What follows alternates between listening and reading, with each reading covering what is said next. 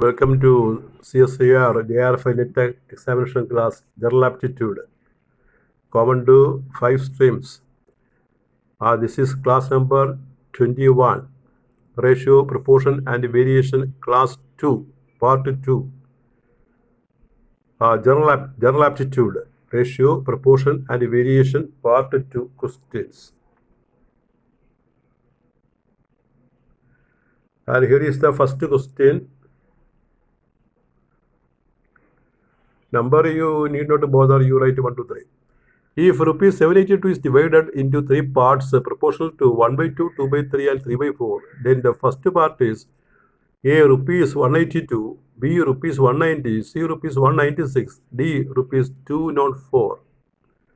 782 rupees is divided in the ratio 1 by 2 is to 2 by 3 is to 3 by 4. Then the first part is. അപ്പോൾ എങ്ങനെയാണ് നമ്മളിത് ചെയ്യേണ്ടത്? പിന്നെ ഈ 782 രൂപ ഈ കാണുന്ന റേഷ്യോയിൽ ഭാഗിക്കുകയാണ്.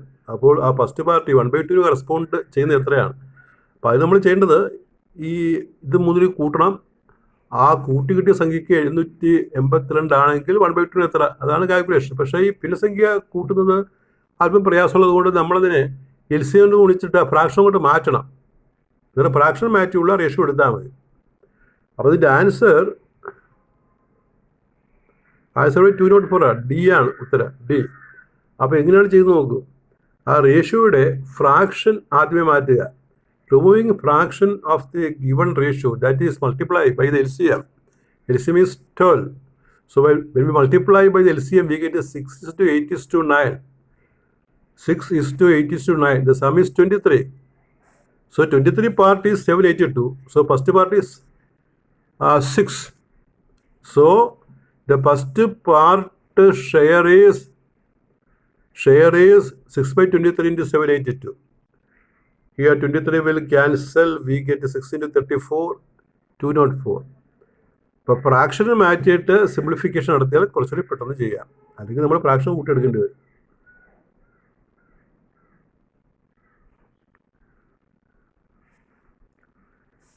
Next question. The salaries ABC are the ratio 2:3:5. If the increments of 15%, 10% and 20% are allowed respectively in their salaries, then what will be the new ratio of their salaries? അപ്പോൾ അതിങ്ങനെ വായിക്കാം. നമുക്ക് സാലറീസ് ഓഫ് എന്ന് വായിക്കാം. Salaries of ABC are the ratio 2:3:5. If the increments of 15%, 10% and 20% are allowed respectively in their salaries, then what will be the new ratio of their salaries? അപ്പോൾ ABC എന്ന 3 പേരുടെ salary ratio 2:3:5 ആണ്.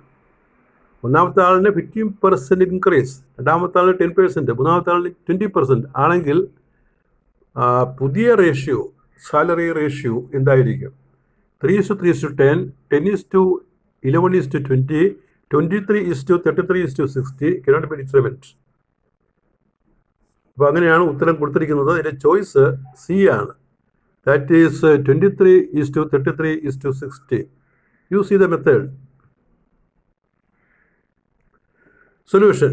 അപ്പോൾ എയുടെ salary 2K, ബിയുടെ salary 3K, സിയുടെ 5K, അല്ലെങ്കിൽ 2x, 3x, 5x, 5x അങ്ങനെ വേണം വിചാരിക്കാം. K എന്ന് എടുത്താലും മതി. അപ്പോൾ ഇവിടെ ഈ സാലറി 2K, 3K, 5K എന്ന് എടുത്താൽ റേഷ്യോ 2:3:5 എന്ന് വരുമല്ലോ. എസ് ന്യൂ സാലറി അത് 15% ഇൻക്രീസാണ്. അപ്പോൾ 2Kയുടെ 15% ഇൻക്രീസ് എന്ന് പറഞ്ഞാൽ 1.15, 150 by 100 ആണ് ഓഫ് 2K. That is 150. അപ്പോൾ ഓഫ് എന്ന് പറഞ്ഞാൽ ഇൻറ്റു ആണല്ലോ. 150 by 100 into 2K. അവിടെ 10 കൊണ്ട് ക്യാൻസൽ ചെയ്തിട്ട് നമുക്ക് 23K by 10 എന്ന് കിട്ടും. ബി സാലറി നമ്മൾ കണ്ടുപിടിക്കുകയാണ്.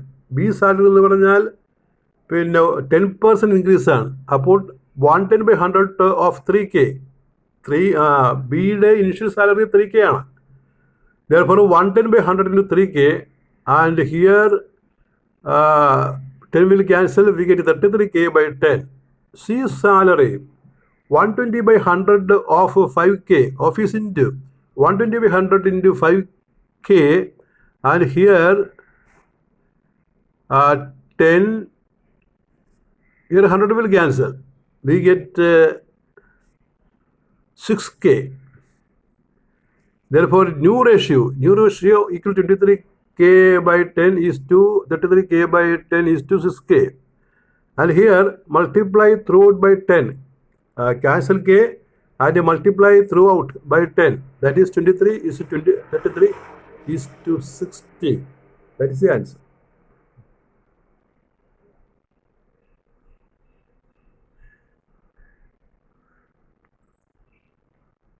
Next problem. If 40% of a number is equal to 2/3 of another number, what is the ratio of first number to the second number? If 40% of a number is equal to 2/3 of another number, what is the ratio of the first number to the second number? അപ്പോൾ ഒരു സംഖ്യയുടെ 40% മറ്റൊരു സംഖ്യയുടെ 2/3 തുല്യമാണ് എങ്കിൽ സംഖ്യകളുടെ ratio എന്താണ്? 2:5, 3:7, 5:3, 7:3. Answer is C. That is 5:3. You see the calculation. Let us find 40% of A. 40% of A is equal to 2/3 of B. രണ്ടാമത്തെ സംഖ്യയിൽ 2/3 ആണ്. 40% is 0.4A or 40/100A. Equal 2/3B. Here 20 will cancel. We get 2A by 5 is 2B by 3. That is cross multiply. 2 will cancel. A by B is 5 by 3. That is A is to B is 5:3. Answer.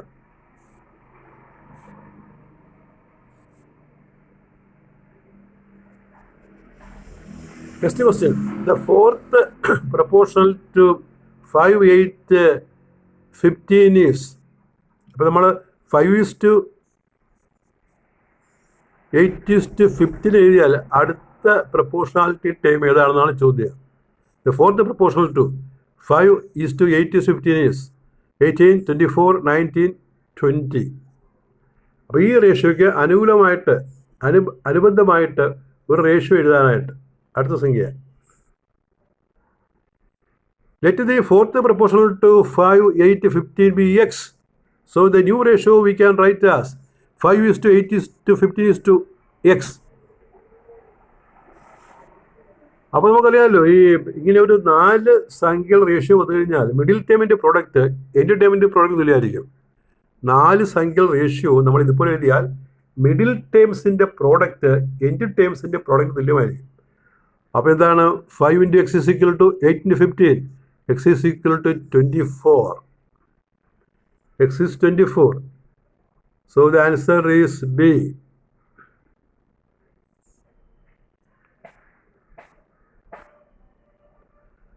Two numbers are the ratio 3:5. If 9 is subtracted from each, the new numbers ratio are in the ratio 12:23. The smaller number is. രണ്ട് സംഖ്യ ഒന്ന് ചെറുതാണ്, അത് അവരുടെ ratio 3:5 ആണ്. അപ്പോൾ 9 is subtracted from each. ഓരോന്നിൽ നിന്നും 9 കുറയ്ക്കുകയാണ്. അപ്പോൾ ന്യൂ നമ്പേഴ്സിൻ്റെ റേഷ്യോ 12:23 ആകും. അപ്പോൾ സ്മോളർ നമ്പർ എത്രയാണെന്ന ചോദ്യം. Answer is 27, 33, 49, 55. ഇവിടെ ക്വസ്റ്റ്യൻ അതിനകത്ത് പറയുന്നത് ഈ രണ്ട് നമ്പറിൻ്റെ റേഷ്യോ 3:5 ആണ്. 9 ഓരോ സംഖ്യയിൽ നിന്ന് കുറച്ചാൽ പുതിയ റേഷ്യോ 12:23 ആണെങ്കിൽ ആ ചെറിയ സ്മോളർ നമ്പർ എത്രയാണെന്നാണ് ചോദ്യം.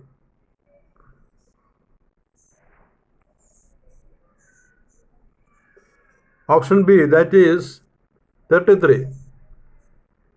Let the number be 3x and 5x. ഇപ്പോൾ നമ്പേഴ്സ് നമ്മൾ 3x ഉം 5x എന്ന് വിചാരിച്ചാൽ റേഷ്യോ 3:5 കിട്ടുമല്ലോ. അപ്പോൾ 9 സബ്ട്രാക്ട് ചെയ്യാം. ഓരോന്നിൽ നിന്നും 9 സബ്ട്രാക്ട് ചെയ്യുമ്പോൾ റേഷ്യോ 12:23 ആകും. So on subtracting 9 from each number we can write 3x - 9 by 5x - 9 is 12/23. 12/23. That we cross multiply. 23 into 3x - 9 is equal to 12 into 5x minus 9. That on simplification we get 9x is 99, x is 11. So the smaller number is 3x. That is 3 into 11 equal to 33.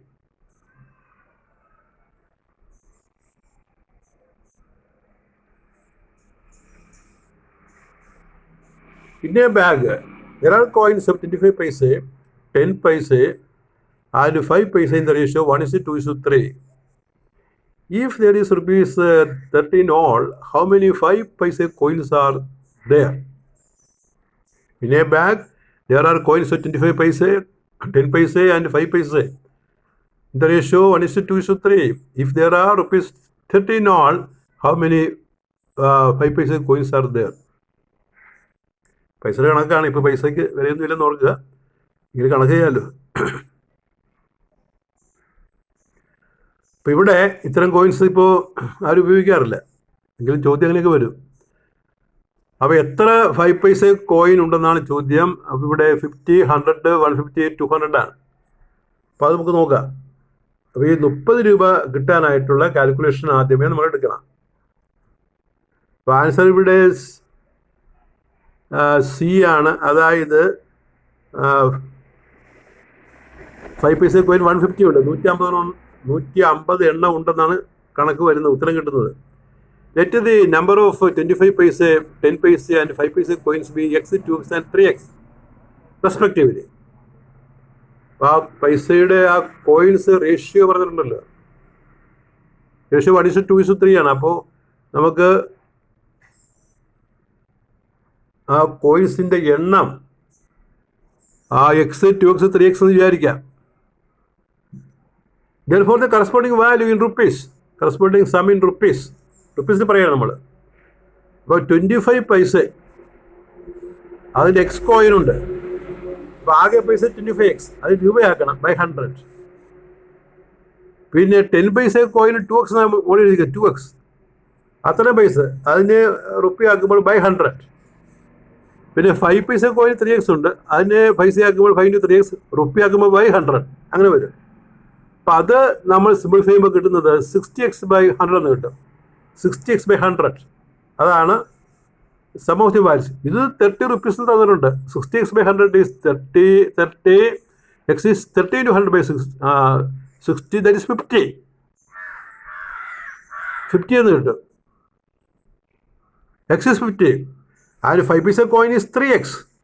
So 5 paisa coin is 3 into 50, that is 150. Answer.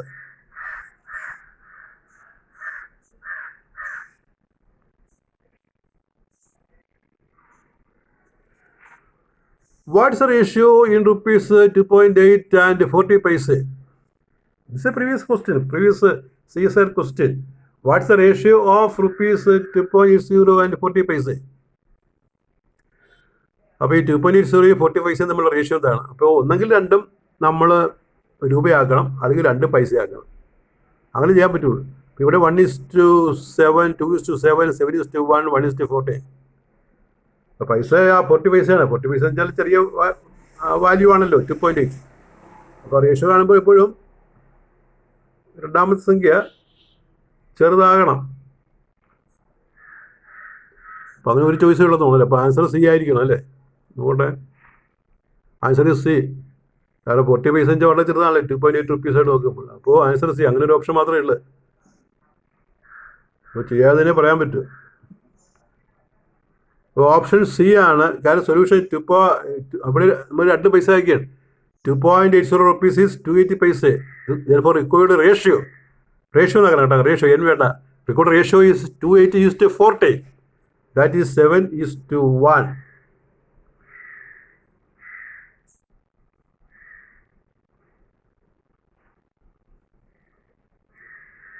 A person spends rupees 8,100 in buying some tables at rupees 1,200 each and some chairs at rupees 300 each.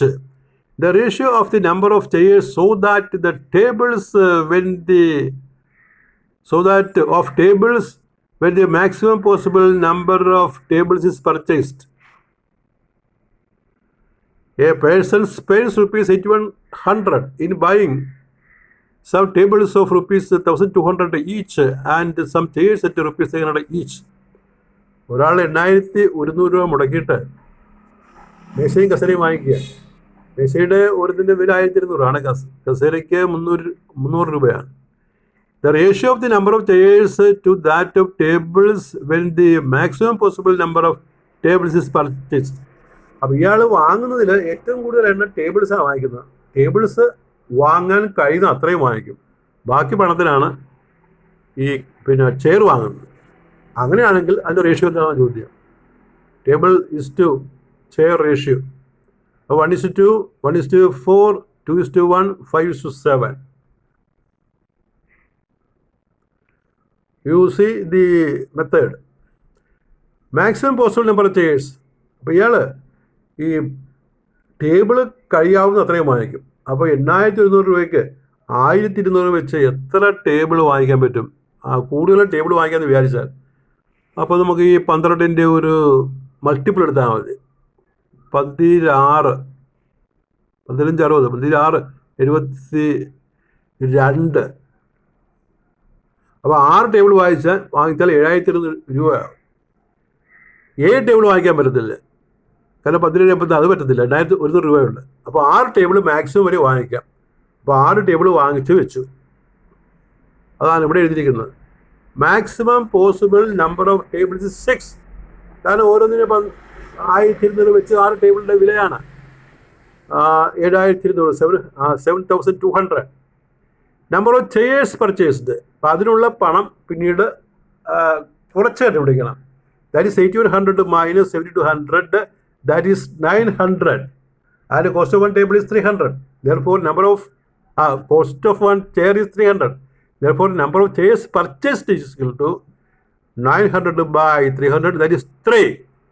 So number of tables 6, number of chairs 3. So chair is to table ratio 1:2. ചോദിക്കുന്നത് എന്താണ്? What is the question? The ratio of number of chairs. So chairs first. So number of chairs is to number of tables is equal to 3:6 is equal to 1:2. That is the answer. 1:2 is the answer.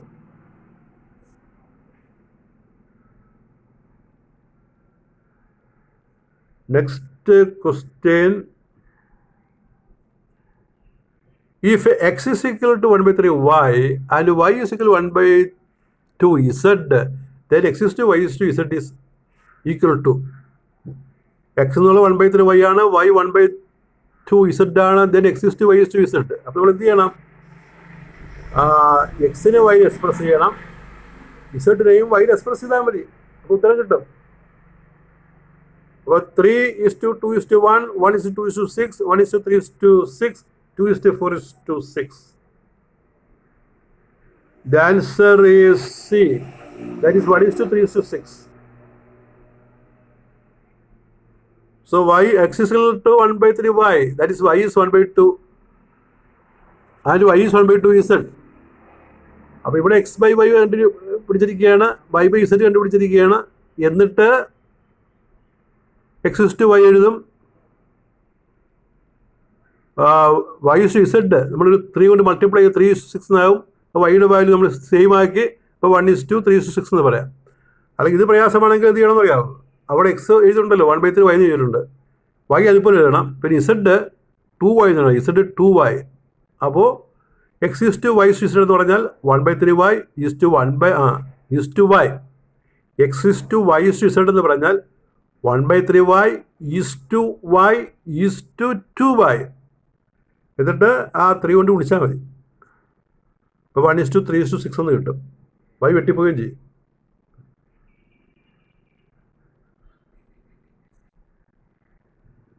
Next problem. If x is to y is 3:1, then x cubed minus y cubed is to x cubed plus y cubed equal to what?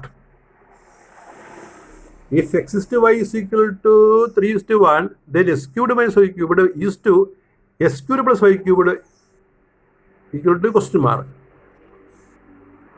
13:14, 14:13, and C 10:11, and D 11:10. അപ്പോൾ x/y അല്ലെങ്കിൽ x/y തന്നിരിക്കുകയാണ്. നമുക്ക് s³ / y³ s³ + y³ കണ്ടുപിടിക്കണം. That you see the solution.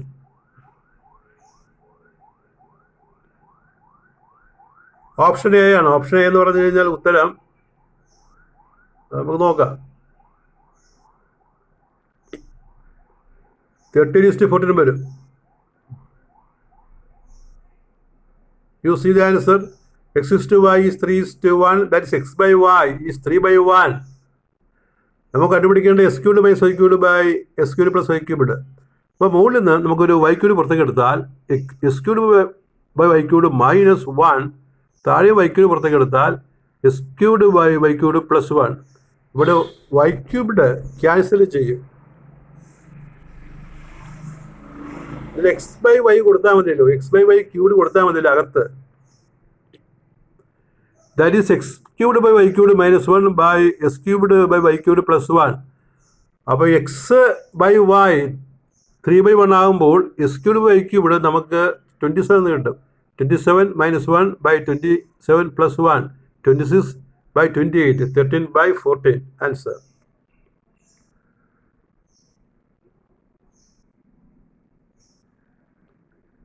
Next problem.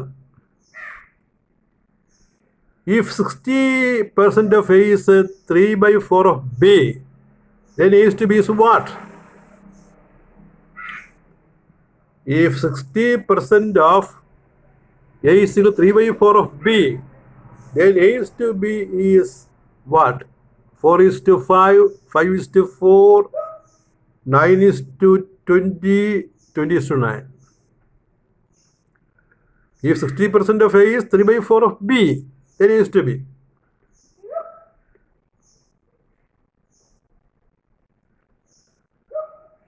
Answer is B. That is 5:4. 60% of A is 3/4 of B. 60% is 0.6 or 60/100. A is equal to 3/4 B. Here 20 will cancel. 3/5 A is equal to 3/4 B. Cross multiply. A by B is equal to 3/4 into 5/3. A by B equal to 5/4. A is to B is 5:4. Answer.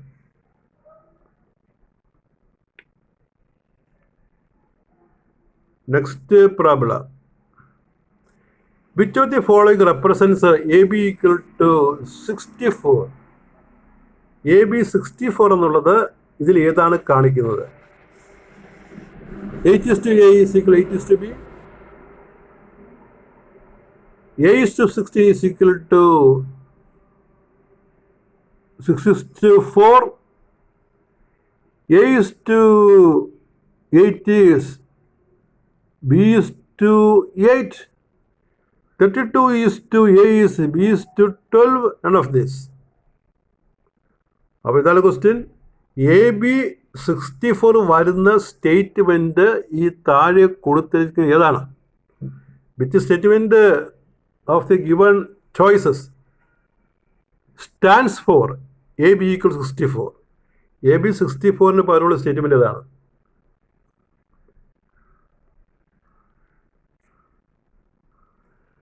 Answer is D.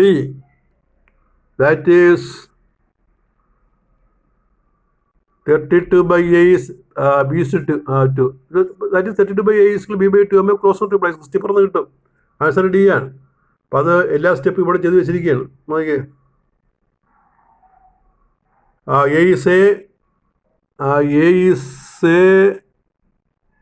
ഏതാണ് choice?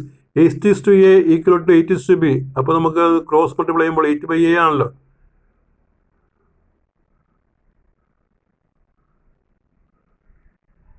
അപ്പോൾ നമുക്ക് ഇവിടെ 8/A is 8/B എന്ന് കിട്ടും. അപ്പോൾ 8A is 8B, A = B എന്ന് കിട്ടും. അതുപോലെ അടുത്ത ആലോചിക്കുമ്പോൾ അടുത്തതിൽ അവിടെ 6 അടിച്ചിരിക്കുന്നത്, ഇവിടെ നമുക്ക് B ആണല്ലോ. ഒരെണ്ണത്തിൽ ഇവിടെ തെറ്റായ ചോയ്സാണ്. ആ ചോയ്സിൽ ആ ബി എന്നുള്ള ചോയ്സിൽ A:16 6:64 എന്നല്ലേ, B:4 എന്നാണ് തിരുത്തേണ്ടത്. തിരുത്തലും കുഴപ്പമില്ല, അത് ചോയ്സല്ല നമ്മുടെ. പക്ഷെ B വരണമല്ലോ.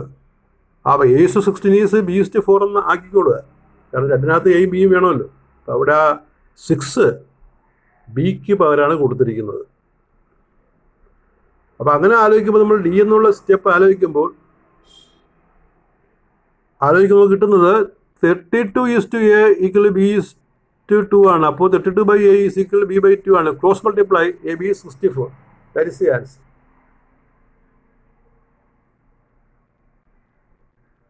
And that is all about your